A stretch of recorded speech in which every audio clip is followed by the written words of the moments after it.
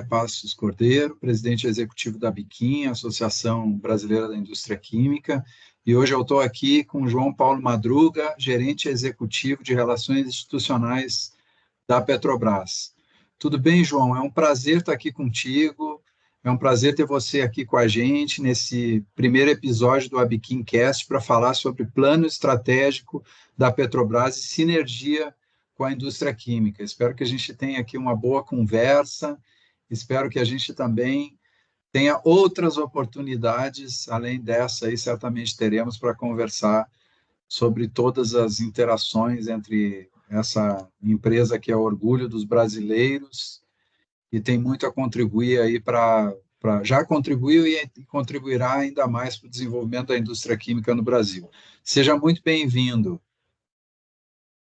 Muito obrigado, André. Eu me sinto bem-vindo por alguns motivos, né? O primeiro, eu não posso deixar de registrar aqui, para nós que trabalhamos com relações institucionais, você é um exemplo, você há muito tempo trabalha com esse assunto, com essa função, né? Hoje você avançou dentro da Biquim, você comanda toda a associação, mas enquanto relações institucionais, você é um exemplo para nós em Brasília. A gente acompanha seu trabalho há muito tempo e a gente todo mundo tenta ser um pouco de André Passos lá em Brasília, ter essa paciência, não é? Que já ouvi da boca de alguns políticos, como o José Sarney, que na política a gente precisa ter três virtudes, que é ser paciente e ser paciente. E isso acaba ensinando muita coisa para todos nós. E a despeito de ele não ter dito, acho que é importante registrar que hoje é aniversário de André, os espectadores, os telespectadores desse vídeo, desse podcast, vão ouvi-lo em outros dias, mas hoje, dia 19 de abril, é aniversário de André Passos, esse gaúcho, que em Brasília, em São Paulo, como eu disse há pouco, é um exemplo para todos nós. E estar aqui hoje com a indústria química brasileira, na verdade, me traz muita responsabilidade, não é? É uma indústria com a capacidade enorme de gerar riqueza e empregos para o país, e a Petrobras, direta e indiretamente, faz parte dela. Então, espero que a gente tenha um bom papo aqui, que a gente converse bastante sobre a indústria química brasileira e sobre a Petrobras e seu planejamento estratégico para os próximos anos. João, aproveita esse elogio para dizer que a recíproca é verdadeira, né?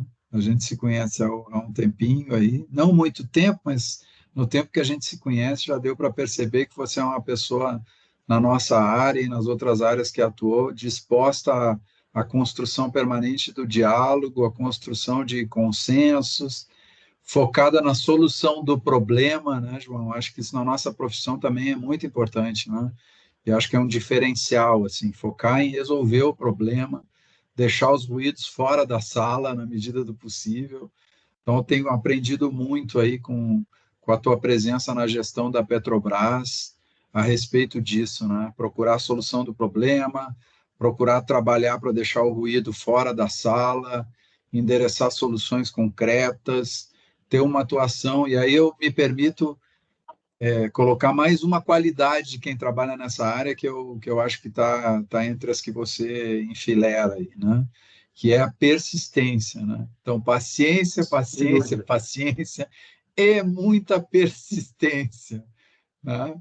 Eu acho que essa é uma qualidade que você tem, né? E já está dando resultados, né? Apesar de todos os ruídos que a gente tem visto especial no tema de reindustrializar, de neoindustrializar o país, né? A quantidade de ruídos que entram na sala, assim, na nossa relação pessoal e institucional, a gente tem conseguido deixar os ruídos fora da sala e tentar trabalhar, independente do timing que está fora, né?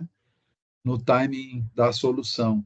Mas eu queria, já que você descreveu algumas características generosamente minhas, que você falasse um pouquinho também de você, da tua trajetória profissional. A gente sempre começa o videocast, o Webkincast, com isso, né? Com quem está conversando com a gente, falando um pouquinho da trajetória profissional. Então, falar um pouquinho de você aí, né?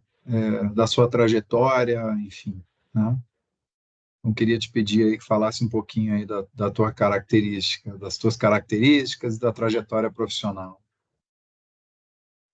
Eu sou advogado, formei no Rio Grande do Norte, mudei para Brasília em 2005 e fui trabalhar no Senado. Então, trabalhei muito tempo no Senado, é um lugar de muito aprendizado, não é? Pude viver muito de perto com grandes lideranças brasileiras, muitos colegas que também, no seu limite ali, também eram grandes lideranças, ainda são. Eu chefiei a assessoria parlamentar da Agência Nacional de Águas por 2 anos. Depois eu fui ser chefe da assessoria especial do ministro da Previdência, também é um tema árido. Ficamos 4 anos lá, ajudando o então ministro Garibaldi, o ministro mais longevo da Previdência Social, que fez muitas entregas importantes ao país. E daí eu regressei ao Senado. No Senado eu trabalhei na Comissão de Serviços de Infraestrutura, na Comissão de Assuntos Econômicos.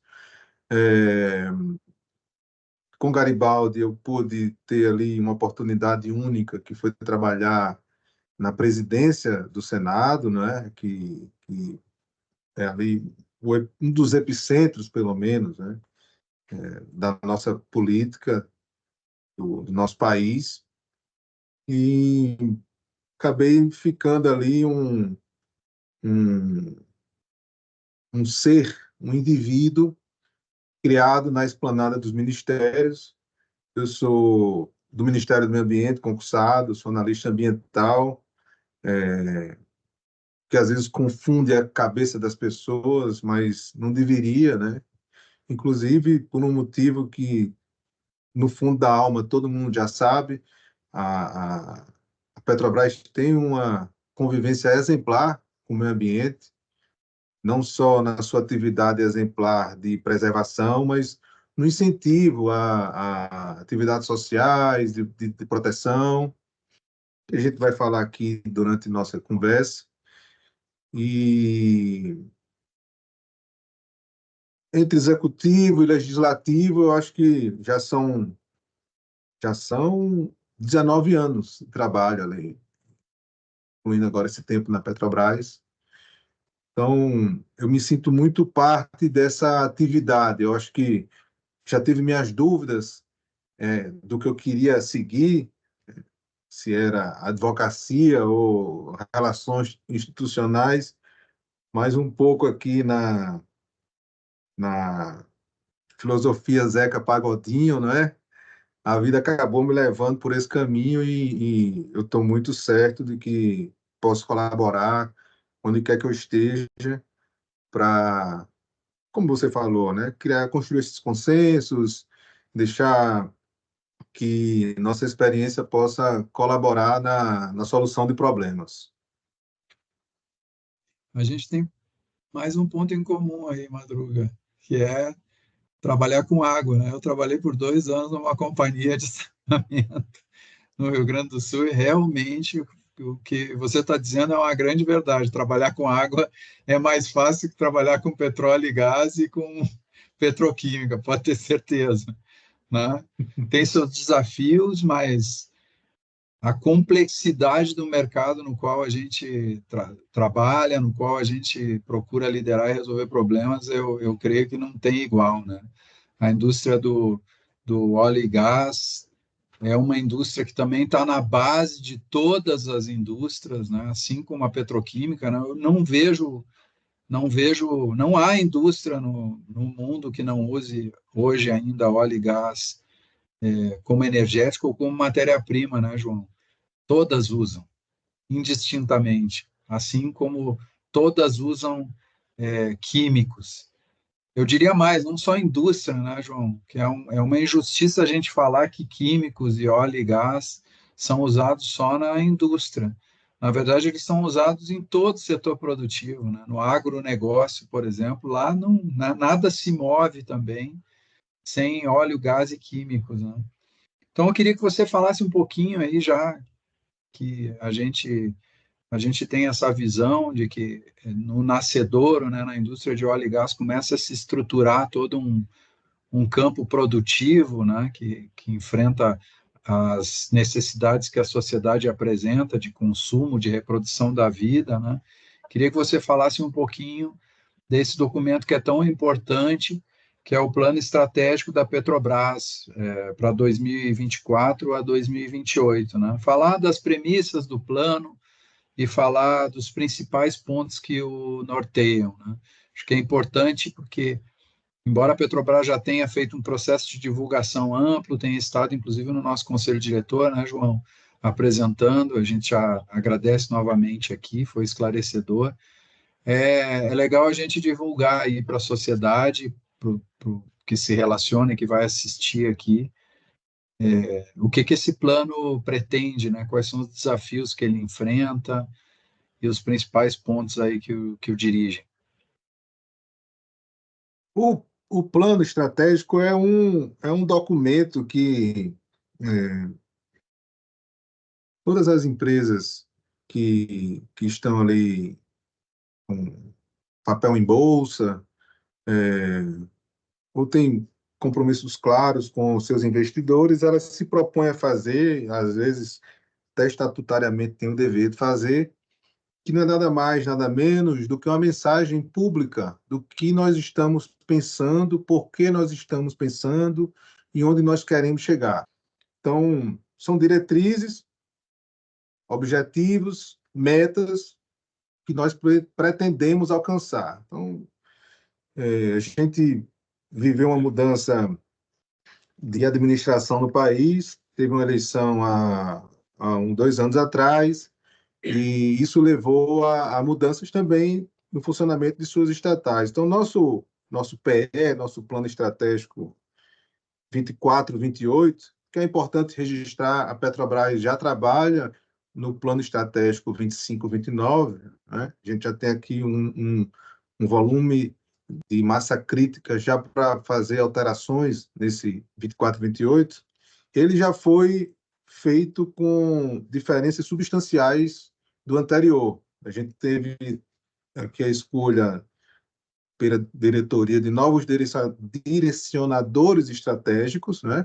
Que são atenção às pessoas, atenção total às pessoas, ser a melhor empresa diversificada e integrada de energia na geração de valor, conciliando o foco em óleo e gás com a diversificação em negócios de baixo carbono e suportados pelo nosso posicionamento em ESG, né? Então, cuidar das pessoas, atuar com integridade, reduzir a pegada de carbono e proteger o meio ambiente são os direcionadores que levam a Petrobras a esse plano estratégico. Aqui, principalmente sob a liderança da diretora Clarice, está muito claro para nós, empregados e empregadas, que o cuidado às pessoas é nosso valor mais importante. Nossos recursos humanos são reconhecidamente muito preciosos e são muito dedicados à empresa. Sem eles, nós não geraríamos a riqueza que nós geramos. Temos que dar essa importância aos indivíduos aqui. Isso vem sendo feito. Então, a gente quer estar entre as 3 empresas de óleo e gás mais bem colocadas no ranking de direitos humanos até 2030, promovendo a diversidade, aumentando para até 25% o percentual de mulheres em cargos de liderança, por exemplo. Eu até puxando a brasa para minha sardinha, né? Aqui na nossa gerência executiva, a gente já ultrapassou essa meta. Nós já temos aqui 38% dos cargos de liderança ocupados por mulheres, e também 38% ocupados por pretos ou pardos. Então, temos que dar um exemplo, que a gente acaba sendo ali, como você sabe, a parte da empresa que mais alcança a área externa, né, o mundo externo. Então, a gente está bem imbuído aqui desse propósito. E, em termos de proposta de valor, o plano está baseado em uma produção de óleo e gás crescente no curto prazo, e valor na integração, geração de valor com transição justa e foco na disciplina de capital.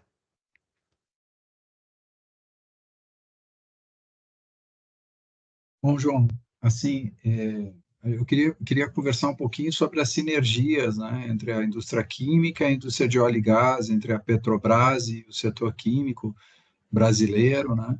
A Petrobras é uma empresa que tem, desde a sua criação, apostado na produção dentro do Brasil, né? Produção de petróleo dentro do Brasil, produção de gás dentro do Brasil, foi protagonista na produção de biocombustíveis no nosso país também, né? Esteve em todas as grandes mudanças no mercado de energia, no mercado químico, petroquímico brasileiro, ao longo da sua história, né? A Biquim organizou o seu planejamento estratégico com base em missões. Uma das missões centrais nossas, por exemplo, é aumentar a produção de químicos a partir de bioprodutos, de bioinsumos, né? Óleo química, álcool química, que ainda é um desafio no mundo, né, João? No mundo hoje, 55, quase 60% da produção de químicos se dá com base no gás natural e suas frações secas e líquidas, em torno de 38%, 30 e poucos por cento, em torno de nafta petroquímica, e uns 5, 7% aí produção a partir de insumos renováveis, né? Então, assim, para o mundo é um grande desafio. E o Brasil é uma vanguarda nisso, inclusive, hoje, né? A gente, embora ainda tenha quase 80% da nossa matriz de produção de químicos baseada em nafta petroquímica, e a gente sabe que o país não avançou no refino no último período, né? Pelo contrário, havia um movimento de recuo, né? Inclusive da própria Petrobras no refino de óleo, né? A gente não teve a entrada de novas capacidades e a gente hoje está fortemente dependente da importação de nafta, que é o principal insumo consumido pela indústria química brasileira. 74% da produção de químicos básicos no Brasil deriva da nafta e quase 70% disso é nafta importada, né? Por outro lado, o papel do gás natural, que lá no mundo é 50, quase 60% do insumo utilizado na indústria, no Brasil é 16%. Né? E os renováveis é um pouco mais do que o mundo, gira em torno de 7, 8%, enquanto no mundo é em torno de 5%, e a gente tem plantas inovadoras aí na área de oleoquímica e na área de álcool química, né? Mas tem muitos passos para a gente dar, né? Especialmente para aumentar a competitividade no Brasil, é importante isso que você disse, né? Aumentar a oferta de óleo refinado e a oferta de gás natural para a indústria química, para ela poder fazer essa transição e, ao mesmo tempo, fazer essa dupla transição, né?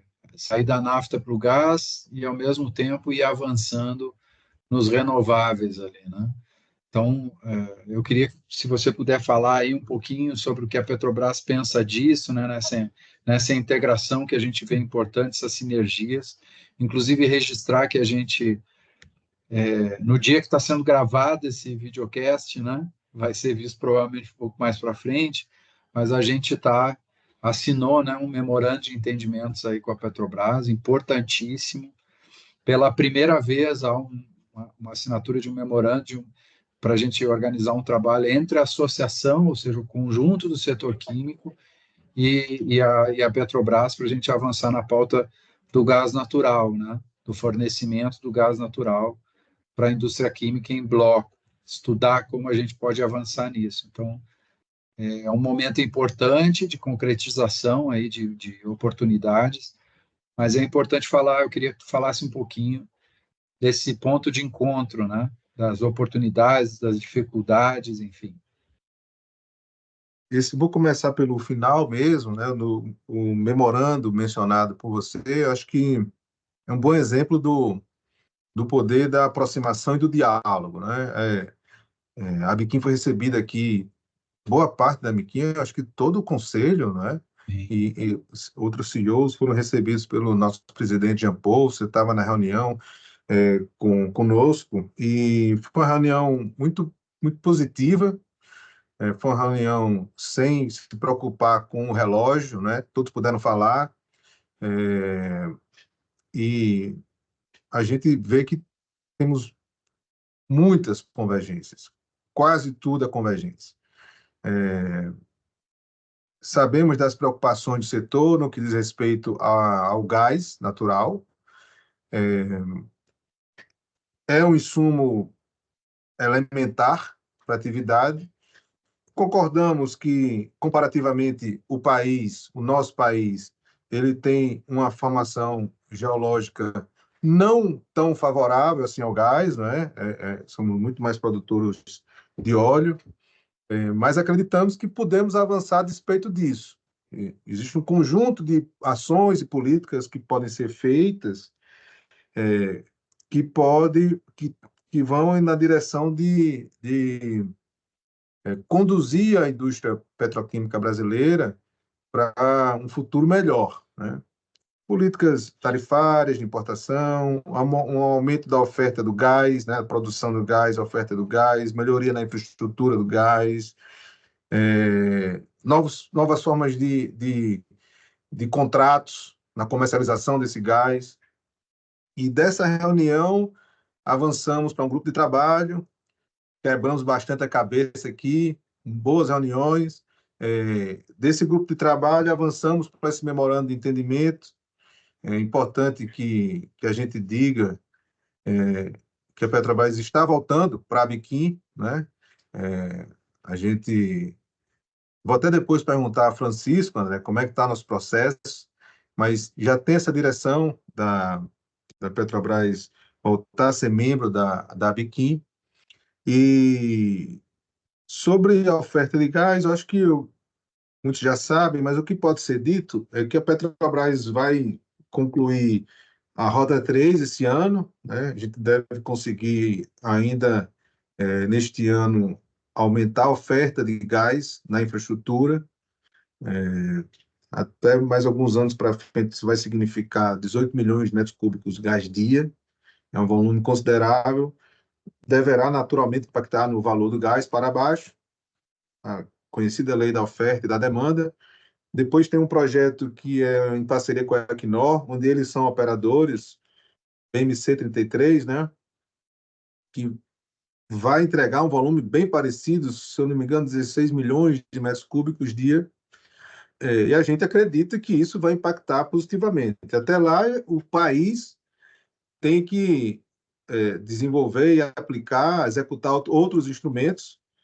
O REIQ, a gente sabe que não é o suficiente, tivemos juntos na mesma trincheira lá do REIQ, né, no governo anterior, mas é um instrumento, entre outros, né, políticas tarifárias de importação e antes que sejamos condenados por sermos protecionistas, é importante que todo mundo que nos assiste tenha a tranquilidade que todos os países, todo e qualquer país do mundo que possui uma indústria química semelhante à brasileira, ele tem um conjunto de ações que às vezes parece um protecionismo, mas não é para favorecer amigo A ou amigo B. É justamente pela capacidade que essa indústria tem de gerar riqueza para o país, bons empregos. Se temos bons empregos, temos boa previdência. Se temos boa previdência, temos boa poupança do país. Então, é de fato estratégico que a indústria química brasileira ela seja cada vez mais forte. Então, eu não sei se eu consegui já superar todas as perguntas que você falou de nossa sinergia, mas eu aproveito aqui para atualizar também todo mundo que fizemos ajustes na nossa forma de contratar, né? Então, na nossa carteira comercial, temos produtos aqui para venda de gás diversificados em prazo, né? Os contratos agora eles podem ter, dependendo do cliente, prazos diferentes, de 4, 5, 7, 9 até 11 anos, com início de fornecimento para 24, 26. Usamos diferentes indexadores, pode ser o Brent ou Henry Hub, né? A local da entrega, podemos diversificar ali no contrato, e a flexibilidade para a contratação de volumes ao longo prazo. Então, isso são ajustes que a gente vem procurando fazer para ajudar, né, naquela cesta de ações que eu pouco falei, que o país tem que ter para incentivar a nossa indústria petroquímica. Não, acho que Eu diga. só queria adicionar um pouco. Você falou do plástico verde, e eu acho fascinante o que nós estamos fazendo lá na sua terra, né? Lá no Rio Grande do Sul, na refinaria rio-grandense, onde temos como sócios não só o grupo Ultra, mas também a própria Braskem, que na refinaria Rio Grande, que é a primeira refinaria do Brasil, não é uma refinaria gigante, é uma refinaria pequena, capacidade de 18 mil barris dia de produção. Não era originalmente de Rio Grande, ela foi construída primeiramente em Uruguaiana, Exatamente. mas esses gaúchos batalhadores que começaram lá, a primeira refinaria do país, depois mudaram para Rio Grande e continuam na vanguarda. Acho que isso é importante dizer para todos. Com tecnologia brasileira desenvolvida no SEMPS, essa refinaria esse ano já vai entregar plástico verde, e ano que vem, mais tardar 2026, a gente vai estar entregando o nosso diesel verde. Então, não é nada mais, nada menos do que trocarmos o por uma biomassa. Ou pode ser soja, girassol, pode ser gordura animal, e Sim. de lá vão sair plásticos totalmente orgânicos, vamos chamar assim, verdes, né? E combustível. Então, eu João, acho que você falou, a propósito disso, você tinha falado antes da frente de batalha do regime especial da indústria química, né? Você estava no Senado, né? Com o Jean Paul, que a gente isso. garantiu a manutenção dele em 2 anos seguidos, em que o governo anterior tentou derrubá-lo, né? Em 21 e 22. Então, foi um papel importantíssimo aí, né? Desempenhado na Câmara e no Senado, por na época, a oposição, né? Teve um Uhum. protagonismo muito grande, a gente conseguiu manter, esse governo regulamentou, mas a gente tem o desafio aí de um outro cenário, né, João? Porque o REIC foi montado lá atrás para responder a um cenário distinto do atual, né? 2010 até 2013, a gente não tinha tão claro assim esse momento da transição ecológica, né? Então, o Reiki, ele tinha esse limitador e ainda tem, em certa medida, né, dos desafios da transição ecológica. A gente começou agora, João, e aí já te dou essa notícia em primeira mão, a discutir com o Ministério da Indústria um programa de estímulo à química verde, né? É um programa que vai trabalhar em dois grandes blocos, assim, né? Primeiro, tentar ajudar nesse mundo de guerra comercial entre Estados Unidos e China, né? Hoje tem uma grande guerra comercial e industrial, sobretudo, né, João, entre Estados Unidos e China, né? Hoje, por exemplo, a China, saiu a notícia de que a China colocou uma barreira antidumping sobre um químico importantíssimo que está presente em praticamente todos os alimentos, defensivos e medicamentos, que é o ácido propiônico, né? Colocou uma barreira de 43,5% a China sobre o produto americano. Tá? Enquanto aqui no Brasil a gente navega com tarifas de em torno de 10%, 11% no meio dessa turbulência internacional, né, João? Então, assim, importantíssimo a gente construir um programa que faça frente também a essa realidade competitiva e essa guerra econômica e industrial que está acontecendo. Então, um bloco para estimular aumento do uso da capacidade, que o Brasil tem 180 bilhões em investimentos em ativos químicos no Brasil, e está com 40% de ociosidade. Então, se o Brasil der o estímulo certo, der o suplemento certo, rapidamente a gente consegue aumentar a produção e, inclusive, tem repercussões para a indústria de óleo e gás, né, João? Porque aí a gente passa a consumir, recuperar os volumes de gás perdidos, recuperar volumes de nafta consumidos. Então, tem um processo positivo aí e a gente apresentou para o governo federal. E um outro bloco que é química verde, viu, João?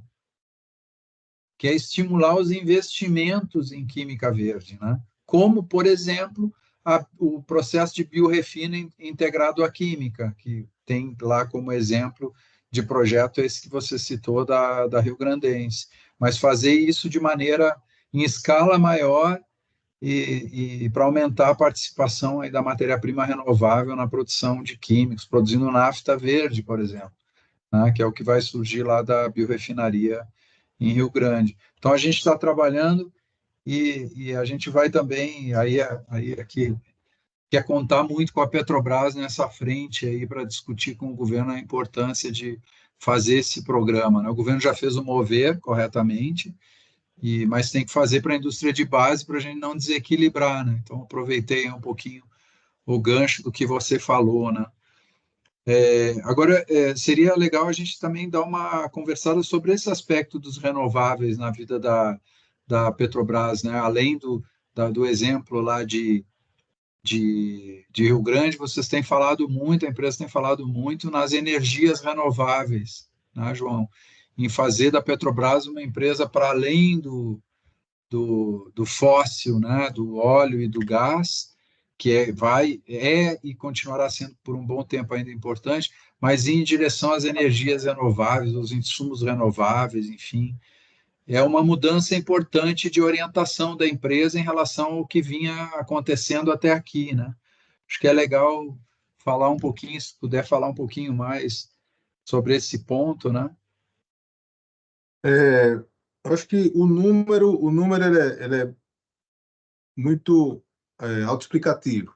É, de um PE para o outro, a Petrobras aumentou em quase 3 vezes o investimento previsto.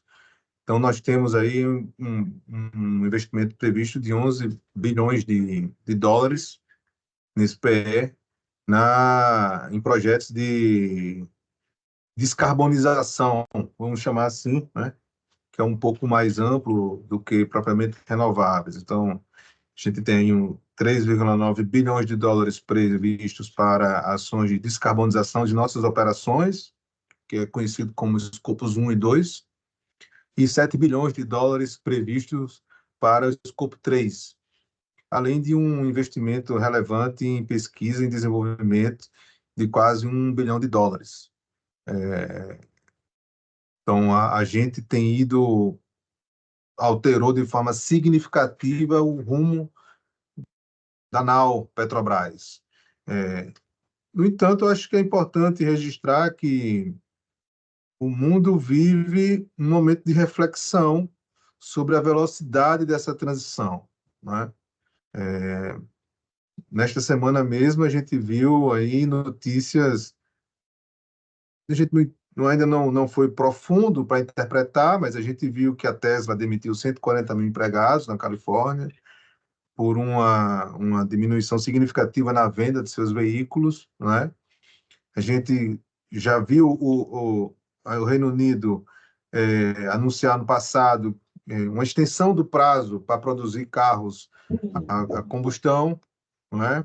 E essa semana a gente conseguiu ali ler em alguns jornais da União Europeia que os parlamentos têm pensado, têm discutido, melhor dizendo, em fazer novos ajustes nesses prazos que tratam da venda e da fabricação de produtos dessa natureza. A Petrobras, ela é uma petroleira que, assim como as outras, sabe do seu papel. E apesar de nos últimos anos anteriores à nossa chegada, e é importante dizer isso, que não é discurso de político que assumiu cadeira e está olhando para o retrovisor. A Petrobras, ela está, apesar de ser parte disso, não é disso que se trata nesse momento, né? Existe uma realidade concreta que havia uma gestão aqui que pensava totalmente diferente da gestão atual e ela estava preocupada em produzir cada vez mais óleo numa região concentrada do país e que, para fazer isso, tomou a decisão de se desfazer de boa parte de seus ativos. Então, até chegar na nova direção, sentar, reavaliar, analisar, a área técnica confirmar, voltar para a diretoria, ela decidir, o conselho aprovar, isso é o preço da democracia e todos nós estamos dispostos a pagá-lo, isso leva um tempo, não é, André? E a gente se colocou nesse rumo recentemente. Primeira prova é essa que eu lhe falei, desse aumento significativo no valor de projetos de descarbonização, e a gente está aprimorando. Como um colega meu falou, até na reunião com vocês, que por conta de um problema de voo eu não consegui chegar, né? Eu e minha colega Rossana, é, Vamos ter fazemos pé, outras. Depois que a vamos fazer, Petrobras se associar, então vai ser presença frequente. com prazer. É, o PE, assim como o orçamento, é igual a carnaval, né? A gente faz todo ano. Então, a gente já está fazendo aqui nossos incrementos para o ano que se inicia aqui sob a liderança de Renata, é, que é nossa gerente executiva da área.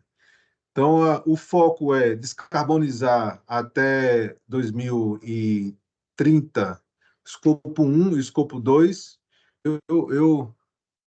2030, 2050. Escopo 1 e escopo 2 são nossas atividades, né? O refino, a produção, e isso a gente vai em busca do net zero, né?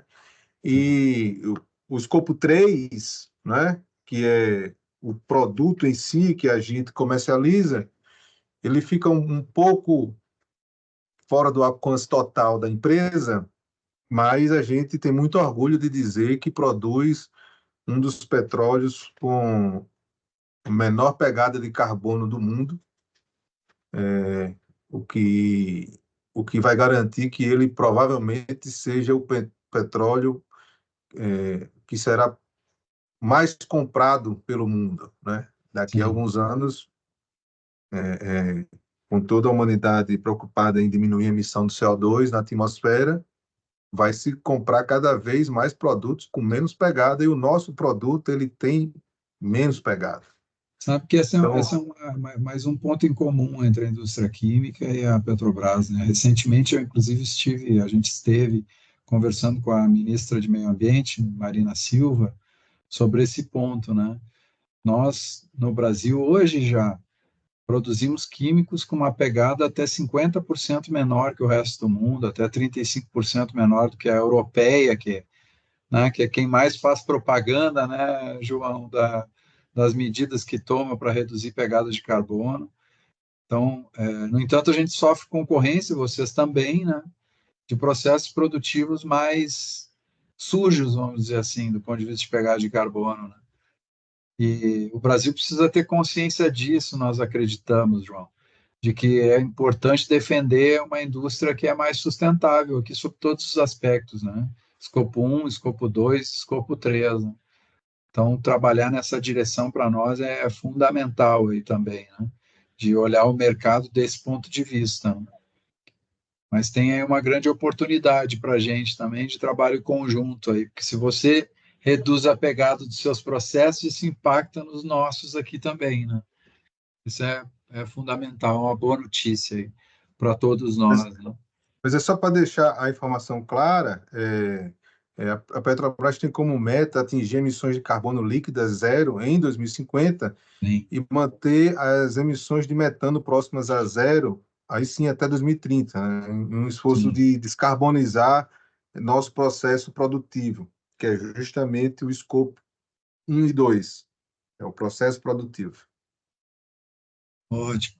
João, eu queria te agradecer aqui a conversa que a gente teve. Certamente nós teremos a parte 2 dessa conversa, são muitos e variados assuntos, né? A gente já se estendeu aqui bastante no nosso horário, mas queria te agradecer a toda a equipe da Petrobras que você lidera aí, por esse processo de reaproximação da empresa com a indústria petroquímica. A empresa, ela inclusive detém participação e ativos petroquímicos no Brasil, né, João? Produz petroquímicos, além dos insumos para petroquímica, então nunca deixou de estar nessa posição de empresa do setor e da cadeia produtiva, mas essa aproximação liderada aí por você, pela área de relações institucionais e pela tua equipe, é fundamental para a gente manter essa interlocução frequente e ir aproximando as agendas e construir juntos, né?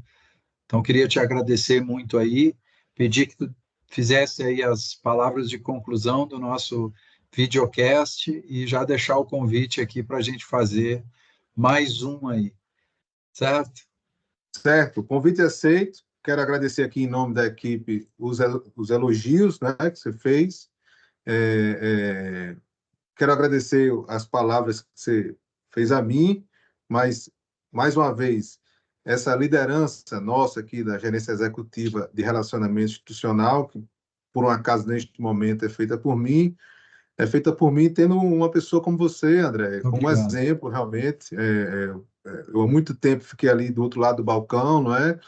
E a gente acaba vivendo todo dia ali com vários líderes de relacionamento institucional e, de fato, é um exemplo. Obrigado. E temos muito a trabalhar juntos, né? Com a Sem CNI dúvida. também, para ali tentar mudar um pouco o mindset do Ministério da Fazenda, mas a gente tem certeza que o ministro Haddad é um líder brasileiro muito sensível e muito capaz de compreender nossos argumentos. Eu desejo um bom final de semana para você, né? Para você celebrar esse dia importante, que é o dia do seu aniversário. Muito obrigado, muito obrigado. Temos grandes desafios aí, tenho certeza que vamos enfrentá-los e superá-los juntos. Muito obrigado, João. Obrigado, André. Um abraço a Biquini. Abração.